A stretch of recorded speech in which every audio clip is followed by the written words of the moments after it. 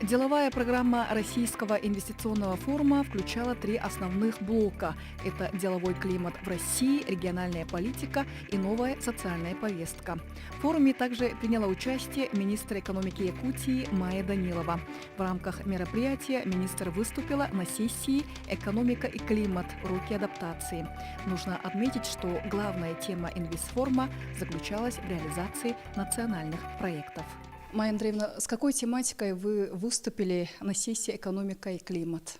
В основном полемика сложилась вокруг того, что экономика должна приспособиться к изменениям климата, соответственно, это повышенные затраты, да, это повышенные строительные нормы, повышенные затраты на ремонт автодорог, да, на их строительство.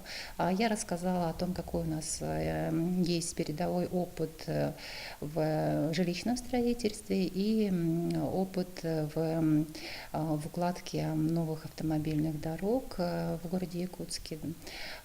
И что этот опыт можно было бы использовать при реализации национальных проектов «Жилье и городская среда» и «Безопасные и качественные автомобильные дороги». Это было очень так положительно воспринято аудиторией.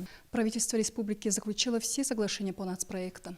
Республика на данный момент заключила все соглашения, которые требовались при реализации национальных проектов. Есть соглашения, которые будут заключены после конкурса, но после распределения уже средств. Это уже как бы не тот критерий. Основная масса соглашений уже сейчас заключена. Да, это во-первых. Во-вторых, вопросы сейчас лежат не в плоскости уже заключения соглашения, а в большей степени в целевых показателях, которые будут доведены до регионов. Да.